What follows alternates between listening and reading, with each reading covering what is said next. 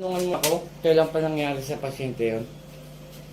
Ito lang po umuwi po sila ng November 24. 24? 24 ata, umuwi. Tapos, babalik dapat ng December 22, hindi natuloy kasi nga inubo. Tapos, yung sa kidney niya, Opo. tsaka sa... Oo. Okay ma'am, kapatan na tayo ha. 2 tao ang bumibira sa kanya ha. Isang babae, isang lalaki. Sino kaya niya? Titingnan natin kung makakano dito sa kay nanay. Ang mahalaga po, madam, gumaling yung pasyente. Ano? Sige po. Okay, ready na po tayo. Ah, Pa. Dito po. Pangalan ulit ng pasyente. Tagumpay Atangan. Okay. Pikit madam ha. Saglit lang naman po ito. Opo.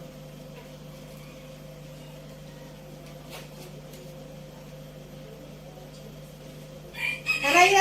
Sa kurare po, tinita peralota, sino gumagambala sa pasyente, mag-usap tayo sa Espiritu ng Diyos. Aray! Diyos lahat, Diyos na kinakatakutan sa perno. Ang sabi sa Diyos Kamara, Elohe sa bawat haleluya ba? Aray! Po! Aray! Aalisin mo nilagay mo doon? Opo! Aalisin mo na. Apo! May tanong ako, bakit mo kinulam yun? Inggit galit. Alisin ka. Galit po! Nagagalit ka. Opo! Lalaki po ito, madam. Ganun niya po para mapanood niya. Kailan mo pa kinulam to? Hindi ko po alam! Huwag mo ano. Aray! Nagbayad kayo, di ba? Opo! Magkano binayad nyo? Magkano lang? Sige na, parang hindi ko mahirapan sa akin. Magkano binayad nyo? O, sasabihin ko na, 20,000, di ba? Opo! Papatayin nyo yung tao, di ba? Opo! Papatayin nyo. Huwag ganun ha. Huwag ganun. Nagkakintindi ha? Huwag kayong bira ng bira ha. Opo! Pero mo, namumuhay ng maayos yung tao. Kukulami nyo. Sige pa. Bayad ng 20,000 mga kapanalig para patayin yung pasyente. Actually, yung pasyente wala ho rito. Gumamit lang po tayo ng proxy para po magamot natin. Ang pasyente po, Cavite sir, no? Cavite. Nasa Cavite pong Naik Cavite. Shout out sa mga taga Naik Cavite dyan. Yun po, paalis na sila. Papuntang ibang bansa, no? opo. Okay, ano sila ng US, ngunit hindi sila makaalis gawa ng may karamdaman po yung pasyente. Ayan, lalaki po na huli natin, babae po itong inipitan natin, ginawa natin proxy o medium para makapasok at may alis. Ito po actually inaalis naman po yung inilagay dun sa pasyente, nasa Cavite. O, magtatanda ka ngayon ha? Ha? Magtatanda ka ha? O, kunti na lang. Sige pa. Huwag kayong kulam ng kulam. Ang gawin mo, maghanap buhay ka na maayos sa lalaki ha. Opo. Huwag yung ganyan. Kung naiinggit ka na may halong galit, huwag niyong gagawin sa tao yan kasi ako makakalaban nyo ha. Opo. Sige, kunti na lang. Yan, sa tiyan, may nilagay ka oh. Maruming tubig. Sige pa, kunti pa. Ma'am, related sa barang to ma'am. May insekto. Sige pa, kunti na lang. Kunti na lang. Huwag kayong bira ng bira ha. Kilala mo na ako. Opo. Sino ako? Si Apo Chalin po. Pero kanina hindi mo ako kilala, sabi Hindi mo, nga di ba? po, opo.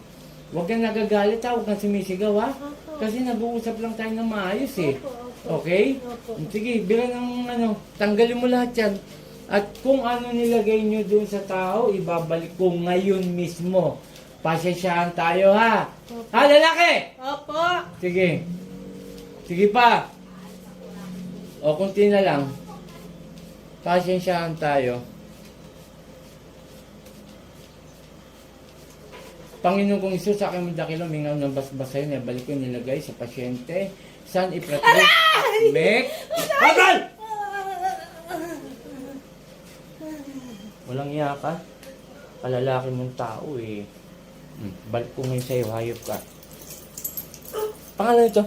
Analin po. Sa ngalan ni Jesus, analin balik sa katawan mo. Nanay? Nay! Po. Okay. Nay, inumin mo ito na, ibusin mo. Thank you, si Annalyn.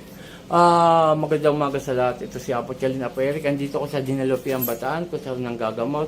Shoutout kay Apo Ken, Apo Marwin, Apo Rosita, mga team Apo yan. Ito po isang babae, papaliwanag ko lang, no?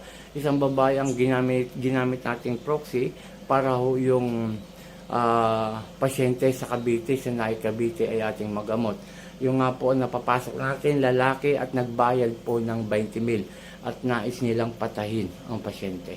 Okay, shout out sa mga may dulo sa akin at unang-una sa ating Amang Dakila at sa ating Panginoong Hesus sapagkat binigyan naman tayong kalakasan at ito pinaparam niyang kapangyarihan bilang manggagamot.